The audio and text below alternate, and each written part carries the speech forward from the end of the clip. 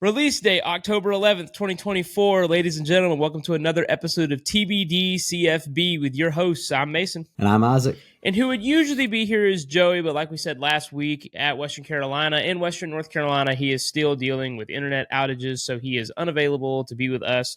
But he will be back next week. He'll be home in Charleston for fall break. He'll be on in person. It will be a good time. Come back next week to see Joey back on the pod. This is obviously to be determined college football show, TBD CFB for short. Usually we don't do a review because we just want to get straight into games, but last week was so freaking crazy, we have to go over just a couple things. For what we thought was going to be a super boring weekend of college football with only one top 25 matchup, it ended up being the best weekend of college football so far. You had 7 top 25 teams, 4 of them in the top 10 get upset. The first one being number 22, Louisville, who lost to SMU 34-27. Now, this one we talked about last week. All of us picked Louisville for a TBD triple pick. However, we all did say SMU is a freaking good football team, and they could definitely come out and win this one. So I wasn't surprised. What do you think? You know, honestly, Mason, I kind of was. It's hard because Louisville, I thought, looked really good against Notre Dame, and I thought they really had a good shot. But at the same time, I mean, SMU, listen, no disrespect to Florida State, but SMU blew out Florida State, and SMU's not a bad team. Should it be in the ACC? I still don't think so, but we're not here to talk about that. Hey, at least they're not on the West Coast. At least it's not like Cal, you know what I'm saying? Okay, that's fair. Yeah, man, I thought Louisville had that game, but SMU, I mean, they're a good team. It was only a touchdown game. I don't think it's that big of an upset, but an unranked team nonetheless. It was a big win for them, and 2 big wins in a row. They beat Florida State. I mean, they handled Florida State, and so SMU put together a pretty good season so far. And SMU's coming up on a bye week, man. So yeah, they get this big win, 2 big wins in a row, and now they get to just relax and get ready for their next opponent. The next big upset that we had was Minnesota somehow pulling off the upset against number 11 USC. Probably going to put the video right here of their last touchdown. As you can see, 3rd and goal. They go to do the tush push across the goal line, and they call it short. It's hard to tell, but then they go for it on 4th and goal. They run the exact same play. They get across. Once again, a little bit controversial as it's hard to see in the angles that we were given, but nonetheless, it was called a touchdown, and USC tried to go down, but they couldn't do it, and Minnesota ends up pulling off this one somehow. That was honestly, that wasn't obviously not the biggest upset of the week, but one of the bigger ones. And somehow they got dropped right out of the top 25. So I think that might be one of the farthest falls I've ever seen in one week. Dropped from number 11 to just completely out. So that's that one. Next one, and this was one of the more shocking ones because we said, well, how is this team favored at home after losing to Rutgers last week? Yes, that is right. Washington gets revenge against number 10 Michigan, 27-17 in the national championship rematch. Obviously, Will Rogers transferred from Mississippi State at quarterback. He went off, threw his first pick of the year, but got the Huskies the win. So that one was definitely a little interesting. Another one, I actually done. This was my best pick of the week. This is number 9 Missouri. They got boat raced, absolutely manhandled, 41-10 on the road at Kyle Field by Texas A&M. Listen, I don't have much to say because I picked Mizzou. All I'm going to tell you is that I was excited. I was like, all right, let me check the score on this one. I didn't have it on. I think I had a game on. I can't remember what game it was, but it wasn't this one. But I'm sitting there, and I'm like, all right, let me just check the score. And it's like 17-0 in like the first quarter, early second. I can't remember. And I was like, well, yep, bad pick. And then Mason texts the chat, and he's like, mid-zoo, you know what I'm saying?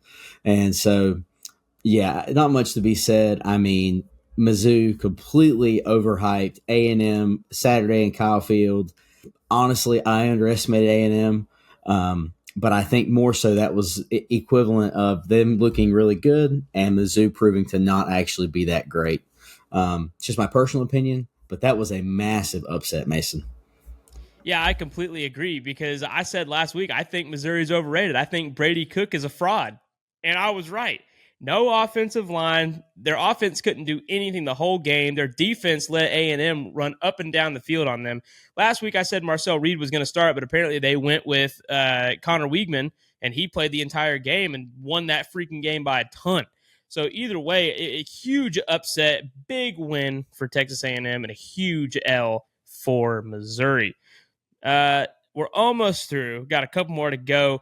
Arkansas, they knock off number 4 Tennessee at home, 19-14. Super close game, battle of the defenses. I think it went to the half at 3-0, and then Tennessee rallies to go up 14-3. Arkansas comes 14-10, and then they come back again. Ends up scoring a field goal and a touchdown. Tries to go for 2. They don't get it. It's 19-14. Tennessee tries to drive down the field and ultimately come up short, and they are upset by Arkansas, who is a pretty good team. Listen, I just want to speak to that just really quick, Mason. I don't know if I assume you watched the end of that game, and I just remember sitting there being like, what is he doing? And I was like, this is a horrible decision. He made no decision. He just scrambled out of bounds to end the game. But to be fair, we went back, they went back and played the replay after the fact. And Arkansas, they dropped in the coverage and they did it really well. I mean, they had the underneath covered. They had the 3 safeties back deep. I mean, honestly, the only shot might have been when he scrambled. There was a player, I think, in the middle of the end zone. He might could have fit it in there, but I mean, a great late push by Arkansas. Did not see that one coming. I 100% had Tennessee in that one. I knew it'd be close, but Arkansas played their hearts out, and Sam Pittman should be proud of his squad and that big Walmart logo on the field as well. No, we didn't talk about this game last week, but I did think that Arkansas could come away with this one if Tennessee wasn't careful. Because, I mean, I think that this is a team that's getting underestimated a ton this year because they are good. Taylor Green is a good quarterback. He wasn't able to finish the game because he got hurt, but the backup came in, did what he needed to do. And Arkansas, man, they're a scrappy team. And this was a big home win for them. So they've dropped a few games. They're obviously not the best team, and they're not going to, go and make an SEC championship or make the playoffs probably.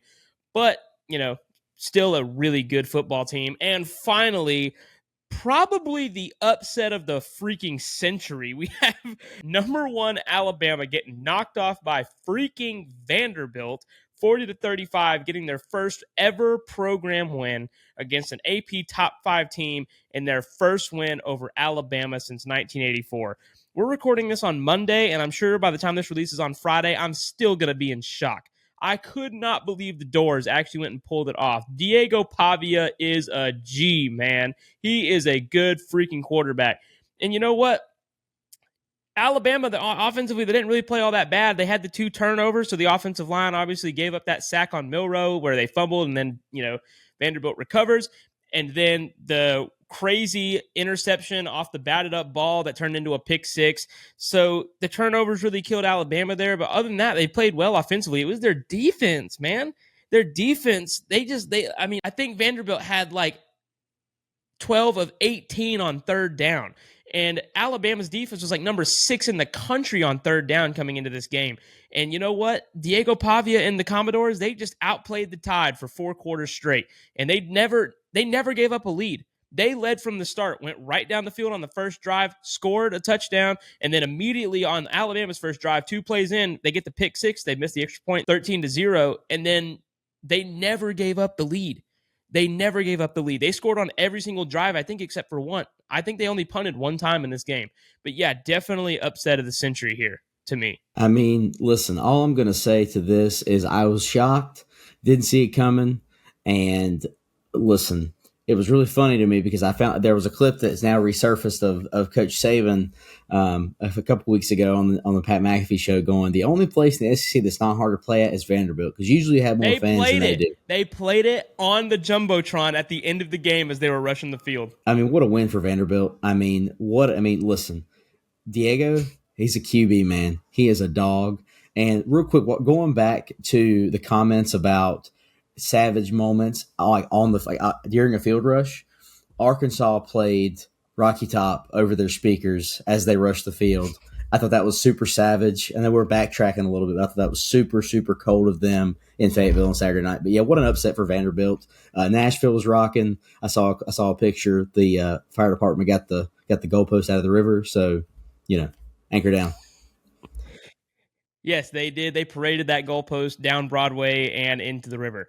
But the biggest thing I want to say is I don't know that this is so much. I mean, obviously, Vandy has not been the best team in the ACC. They've honestly been bottom of the barrel. Mississippi State has taken that spot this year, but Vanderbilt is an improving team right now. I mean, this is a tougher team than they've been in the past. I mean, they almost knocked off Missouri in overtime 2 weeks ago.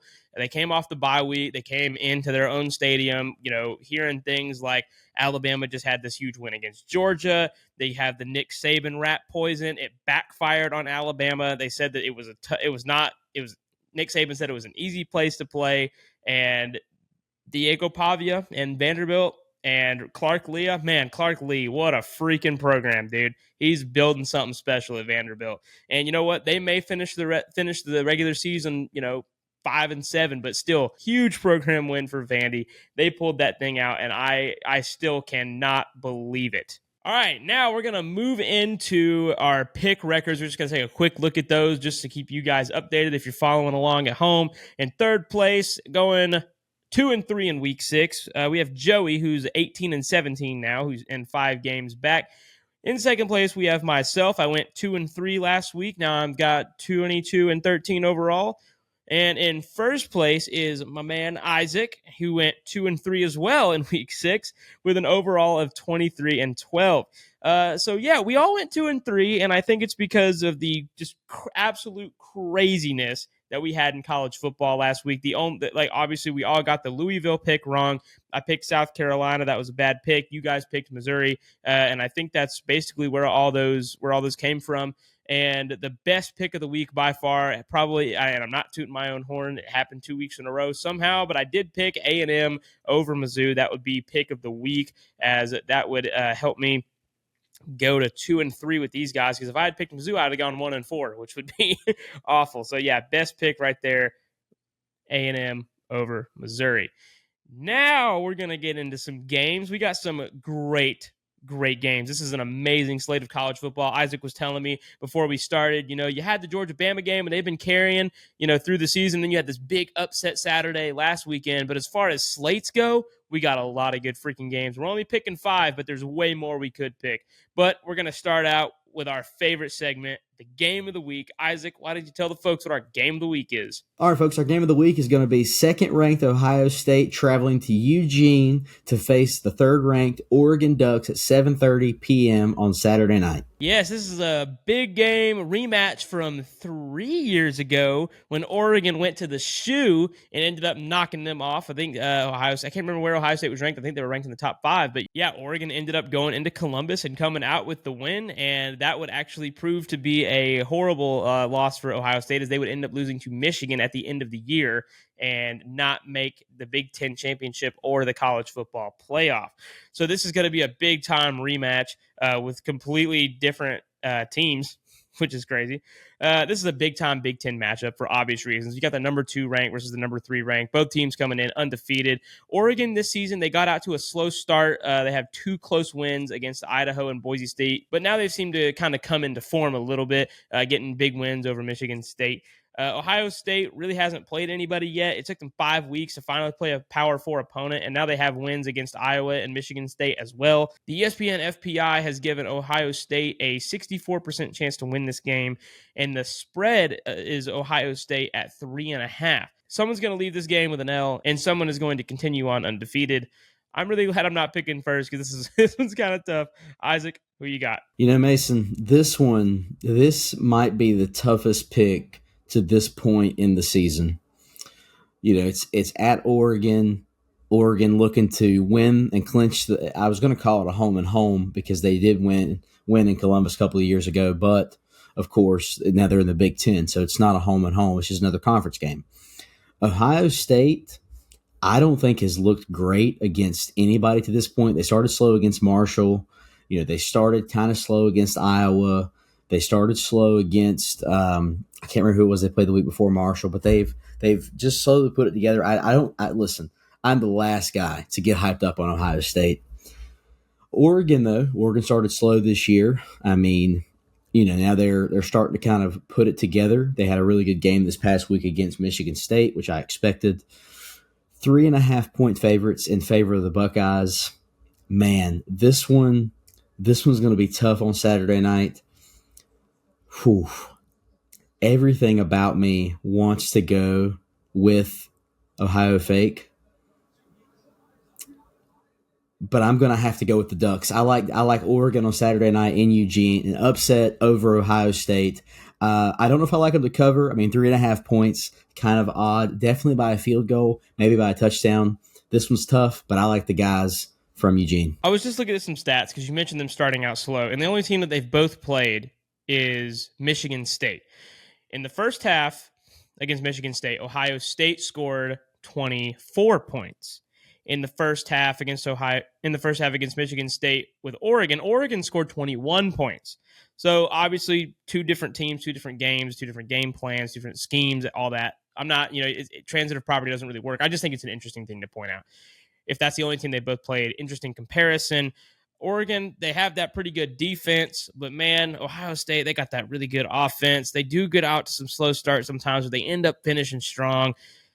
But I'm with you, man. I don't know. That Oregon team, dude, they got some dudes, and I think that they're a scrappy team. They've had some close wins, and they just blew out UCLA. They just blew out Michigan State. Give me Oregon at home in a close one. I think they're going to be rocking at the nighttime game in Eugene, and I think that Autzen Stadium is just going to be a little too much for the good old Buckeyes. This is not the shoe. This is Eugene. Give me the Ducks in this game. And Joey is picking Ohio State. So we're going 2-1 in this one. Man, I wasn't sure how that one would shape out, but we got the Ducks in that one. All right, folks, we're going on to our next game, which we're going to kick it off with the Red River rivalry. We've got number 1 ranked Texas. They're back atop the poll after Alabama dropped the doors like we just talked about, playing a neutral site game at the Texas State Fair against 18th ranked Oklahoma, again like we mentioned in the Red River rivalry at 3:30 p.m. Super excited about this game. Week 7 is being really good to us. This is a great week. We talked about it before we were on the air. We said, man, this might be the best week of overall games to this point in the year, and I have to agree where we're at right here. Oklahoma's offense obviously hasn't been great, but their defense has been locked in a lot of different ways. It carried them to a big win at Jordan-Hare a couple of weeks ago against Auburn. If Hawkins Jr. can get the offense locked in, we could be in for quite the game on Saturday afternoon. The ESPN FPI has Texas at 85%. The spread, I think, is a little bit large. It's got Texas by 14.5. A very big spread in favor of the Horns. I'm not going first. Mason, who you got? So obviously I got a few things to point out with this game. I've been talking to a couple Texas fans, been talking to a couple Oklahoma fans. Obviously the Texas fans, very confident in their team, very confident in Steve Sarkisian. And the Oklahoma fans, surprisingly confident in their team with how their defense has been playing, even though their offense has been struggling, trying to find an identity because, of all the injuries they have across the offensive line and at wide receiver. I'm pretty sure against Auburn, they were moving guys from cornerback to play wide receiver. They were down bad on offense, but they're getting some guys back for this game, and they're extremely confident in their team. One thing that I wanted to point out is that Texas right now actually might have the hardest two games in a row in college football this year. They play the Red River rivalry at the Texas State Fair in the Cotton Bowl, and then they immediately turn around and play Georgia, which is that's going to be a game in itself. But however, that is a tough stretch. So is that a factor? Does that play into this? Oklahoma, they got a really good defense. And after watching some film on Texas, they do have some liabilities on the defensive line. If they come up against a really good running game or a really good running team that can open up the pass as well, they might be in a little bit of trouble. So one of my favorite Oklahoma fans, his name is Timothy Bailey. He was a writer at Mike Farrell Sports. He's talking about how they're going to use Hawkins Jr. at quarterback and how they're probably going to try to run him to open up the pass game against Texas. Texas, obviously, they have some really good wide receivers. They're fast. They get in space really well. They're great route runners. How does Oklahoma measure up against that? Do their corners measure up? We know their defensive line is good, so they're going to be able to stop Texas's run game because they lost C.J. Baxter, and they're on to Jadon Blue, which he's a really good running back, don't get me wrong, but, they're going to come in and be ready for that. Now, however, I am going to pick Texas in this game. I think that they do have an edge. I think they play really well offensively. They're getting Quinn Ewers back. However, I don't like the spread. I will take Oklahoma to cover, but I am picking Texas to win just because this game is always close. And what's bad for Texas is that this game is always a rough, heated rivalry, and they got to go into this game with Oklahoma and then turn around and come play us. But I don't think they want to lose to Oklahoma, so I think they're going to be prepared. It's going to be a scrappy, close game. Give me Texas by 6. Joey also has Texas. Of course, Joey's not with us tonight. And now myself. So, with that said, Texas, again, I mean, they've looked really good all season. They throttled Michigan just a few weeks ago. One thing that I don't know if Mason mentioned, I might have just missed it, but this is an SEC game. This is a conference game. This is not just a Big 12 matchup anymore. This is now an SEC game, and it could go a long way come December, especially after you have Vanderbilt beat Alabama and Georgia, lost to Alabama, and all these other things. Honestly, Oklahoma's defense has looked good to this point in the year, but I've got the Longhorns in this one. I do also like Oklahoma to cover. I think 14.5 points is a bit much because it's always a tough game. I mean, it's the Red River rivalry. Any rivalry game is almost always tough. This one especially, but nonetheless, I like the Longhorns in this one. I've got Texas. That's a TBD triple pick. And by no means, obviously, are we saying that Oklahoma can't win this game. They absolutely can come out and win this game. I think that they're getting a lot of hate. I think that Texas is getting a lot of praise. And I just say that because I think that they really do have some liabilities on defense and across their offensive line. And I think this is probably the first good defense that Texas has come up against. I mean, yeah, they played Michigan, but Michigan, we've seen to turn around. We thought they might be good after they beat USC, but apparently not. So, because they just lost to Washington. That was a tough road game. You got Will Rogers, who's a really good quarterback, but still, I think that, this is going to be a really close, gritty matchup. And I feel like we're kind of playing it safe, picking Texas. However, I think Oklahoma's a scrappy team, and I think they 100% could come away with the dub here at the Texas State Fair. Next game, we're heading back to the Big Ten. This is number 4 Penn State versus USC at 3:30 p.m. Obviously, USC, they're coming off that incredibly embarrassing loss that knocked them out of the top 25. They were favored to win by almost 10 points, and they somehow ended up losing. Penn State, they won in dominant fashion against UCLA last week. Started out a little bit slow, but ended up winning by a ton. But it's obvious that they also have some liabilities with Drew Aller and their defense almost losing to Bowling Green at home and then struggling with Illinois at home as well last week. USC's defense, obviously, they're much improved from last year and the years before that, and the year before that in the Lincoln Riley era, who is not known for having good defenses. But is it going to be enough to take down James Franklin and the Nittany Lions? We're going to find out. ESPN FPI gives USC a 52% chance to win, and the spread is in favor of Penn State by 4. So ESPN FPI and the spread a little bit in disagreement here. I think this one's going to be really close. Joey is picking Penn State in this one. Isaac, who do you have? I'm going to start by saying that, of course, Penn State was my team to follow this year early on. I like the Nittany Lions. I've kind of followed along with those guys since I was in high school. USC, I'll just say this, kind of embarrassing for LSU's resume that now USC's out of the top 25, but we don't have to go there right this moment. Penn State looked good against UCLA. They didn't look great against Illinois. They almost lost to Bowling Green at home. But USC just lost to Minnesota, okay? I don't think we can discount that. Now, this game is at USC. Penn State's favored by 4. I like the Nittany Lions in this one. I think they'll cover, maybe not. It could be a field goal game, but I like Penn State. I don't think USC is that great of a team. I could very well get this pick wrong, but I've got the boys from Happy Valley. I think that Penn State's going to go in there. They've got a pretty good defense. They've looked pretty okay the past few weeks. They did bang up on UCLA, who is not that great as it is anyway. But, yeah, I like Penn State on Saturday against the Trojans. Straight up, I got USC to take down the Nittany Lions at home this week. Not much to say about it. I think USC, they're coming off that loss. They're going to be upset. I see this as kind of a Kansas State BYU situation. Kansas State comes out the next week, absolutely dominates against them. I think if USC, who's really good offensively as usual, and Miller Moss is a good quarterback, just had a bad game. But I think that USC is going to be able to just come off that loss and surprise Penn State at home. So I'd say give me the Trojans by at least 3. I think that, like I said, I think they're just going to catch them off guard. I think Penn State, they get out to slow starts. And if USC's defense, who is much improved, still, got ways to go, but much improved, can get after Drew Aller, I think this is going to be GG's real quick. So give me USC in this one. Folks, next up, we have the Magnolia Bowl. We've got 9th ranked Ole Miss traveling to Baton Rouge on Saturday night to take on 13th ranked LSU at 7:30 p.m. I'm going to be there. I'm super hype about this one. Magnolia Bowl, 100 years of Tiger Stadium celebration, Saturday night in Death Valley. What else could we ask for? I mean, I'm so excited about this game.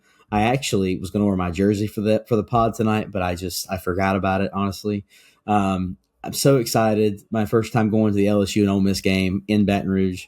This one, man, I'm so ready. I'm so ready. Fly down on Friday. So before we get into it, offense and defense comparison. LSU to this point in the year has about 468 yards per game of offense, while allowing 354 yards per game. On the flip side, it's an Ole Miss offense that has recorded 577 yards of offense per game, while only allowing 268 yards per game. Now, this is also a team that just lost to Kentucky in Oxford last weekend, okay? Or 2 weekends ago now, I guess. LSU's defense has waited until the second half to get ready and really get going in most games. Most notably against UCLA a few weeks ago when it was tied up at half at 17-all and they pitched a second half shutout. Will that change on Saturday? Newsflash, it has to. Quarterback comparison. Garrett Nussmeier, 70% completion percentage for LSU for 1,652 yards, 15 touchdowns, 4 interceptions on the year. Jackson Dart, under center for the Rebels, is at 73% completions for that number's wrong, 2,100 yards, and then 13 touchdowns to 2 interceptions on the year at this point for Lane Kiffin's quarterback. The run game, another big step. LSU only has about 131 yards per game in the rushing attack this year, whereas Ole Miss is at 204. LSU has struggled to get the run game started this year. And complementary football, talk about it all the time. Ole Miss is a great passing game. Part of that is because they have a running game that even at 200 yards per game is better than 131. The ESPN FPI has Ole Miss at 68%. It has in the official spread has the Rebels at 2.5 points on Saturday night in Death Valley. I'm going first. You guys already know who I've got. I've got LSU. I'm going to be there. We're 5-0 in games that I actually go to at Tiger Stadium. I don't see any reason for that to change. Now, with that said, I've also acknowledged the 2 games I'm going to this year are Ole Miss and Bama. There are 2 games that we could very well lose. But not on Saturday. Give me the Tigers. I like us to cover maybe by a touchdown. Maybe. But definitely by 3. I've got LSU on Saturday night. I'm going to be there. It's going to be rocking. 100 years anniversary of Tiger Stadium. Not much else to say. Go Tigers. So both teams coming in at 1 loss, right? But LSU is undefeated in conference play right now, while Ole Miss's 1 loss is in conference play. So I would say that right now, Lane Kiffin is going to be desperate for a win on Saturday. Not alluding to a pick. I'm just saying I think that he's going to be nervous. Just like he was going into South Carolina, desperate for that win. Game they could not lose. And they won convincingly, 27-3. Those are some really good stats. Obviously, Jackson Dart, he's got some great stats. However, who have they really played? When they played Kentucky, they got beat up by that defense, which is the same defense that beat up Georgia. And like I've said, Kentucky's not a bad team. They had a bad start, but they're not a bad team. But they did get that win over Ole Miss, and so Ole Miss is going to need that win. But, man, Tiger Stadium on a Saturday afternoon, Baton Rouge, Louisiana, it's going to be hot. Ole Miss coming in. Oh, but I am not going to be hotty-toddy this week. I'm going with the Tigers. Give me LSU in this one. I think that, just like Isaac said, it's going to be rocking. I think that Brian Kelly, he's going to want this game just as bad as Lane Kiffin does. Lane Kiffin was able to get the win at home last year on what was one of the highest scoring games of the year, back and forth all game, but they ended up coming out with the win in the Magnolia Bowl. But I think in the Magnolia Bowl version 2024, LSU going to come away with the win. Give me the Tigers in this one. And Joey has Ole Miss. And finally, our last game of the week. This is going to be a 10:30 game, really late. This is number 18, Kansas State versus Colorado. And you might be asking, Mason, why are you talking about this game? This game is going to be a fun one. I'm telling you, I think so. Right? You got Colorado. They got the one loss against Nebraska, losing by 3 touchdowns. But other than that, they've kind of been solid, except for maybe the first game against North Dakota State where they struggled a little bit, but they still pulled out the win. And let's not forget, K-State, they also got their one embarrassing loss. They didn't even get into the end zone against BYU. And BYU is a good team, but still. This is not a Colorado Deion Shadur hype show. But I want people to know, like, we think this is going to be closer than a lot of people are anticipating. And I think this one was important to do a quarterback comparison on. You've got Avery Johnson. He's got a 61% completion percentage. He's got 879 yards on the season, and he's 9 for 4 touchdown and interceptions. 9 touchdowns, 4 interceptions. Shadur Sanders, he's got a 70% completion rating. He's got a 1,630 yards, and he's got 14 touchdowns and 3 interceptions. That dude is averaging 326 yards a game by himself. So whether you like Colorado or not, whether you think that they're a fraudulent team or not, that stat right there through 5 games is incredible. 326 yards a game. So I think that this game is going to be a good one. It's at Folsom Field. They'll be rocking. I've been saying that word a lot tonight, but it's okay. They'll be rocking. It's going to be a good time.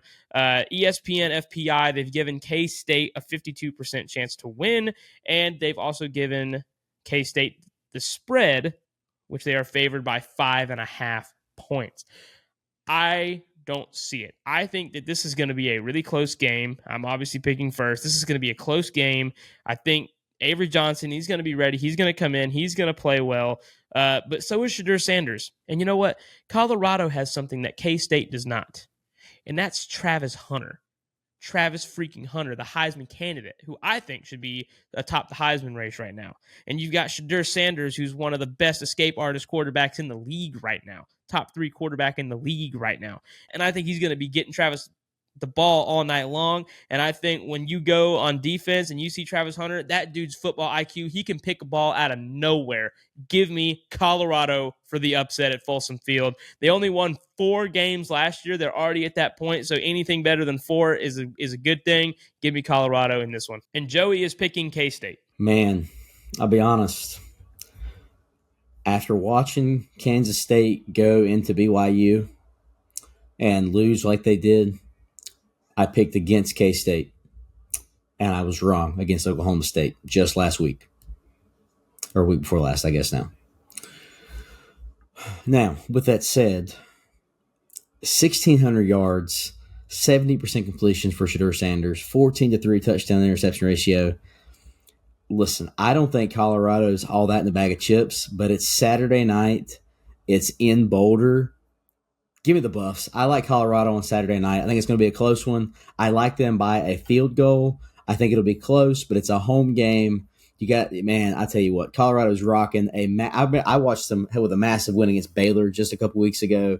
A great Saturday night game with the overtime win in Boulder. Yeah, give me more of the same. I like Deion's squad on Saturday night. And I really don't want Colorado to be like fraudulent. I mean, like, I know that there's a lot of people who think that like Shadur needs to humble himself, and I'd probably agree.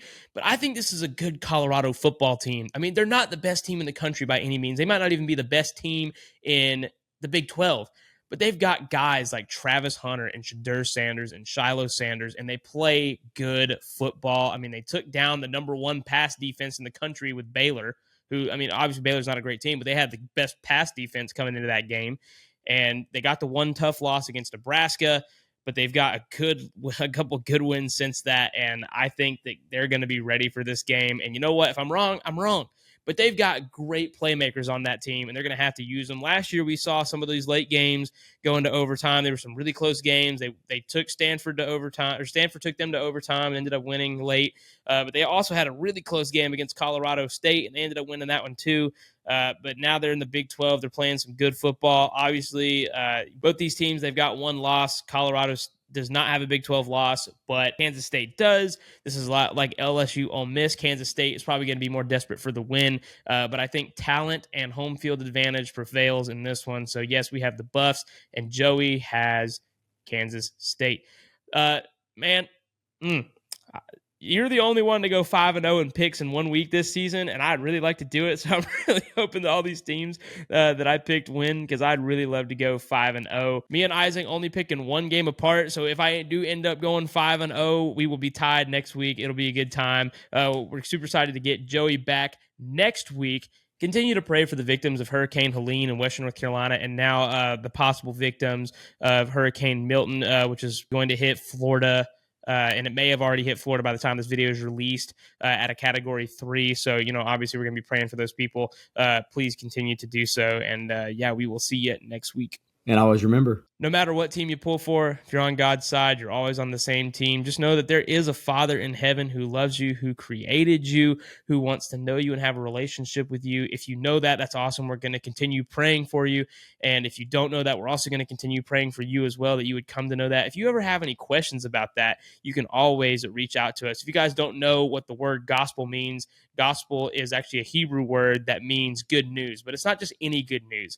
It's the good news that they would bring from the battlefield, saying that the war had been won. And Jesus has won the war over sin and death. He beat death. He resurrected from the grave on the third day, and he died for you and your sins. The shedding of his blood saved you. God tells us that he showed us his love for us, and that while we were still sinners, he sent Jesus to die for us. While we were still his enemies, he sent Jesus to die for us. He sent his only son into the world, that whoever shall believe in him shall not be forgotten, but have everlasting life and live with Jesus in heaven for eternity.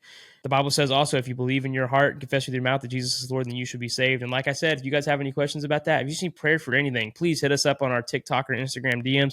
Leave a comment on this YouTube video. We'd love to pray for you. We are praying for our listeners. And yeah, we'll see you next week. Bye-bye. Later.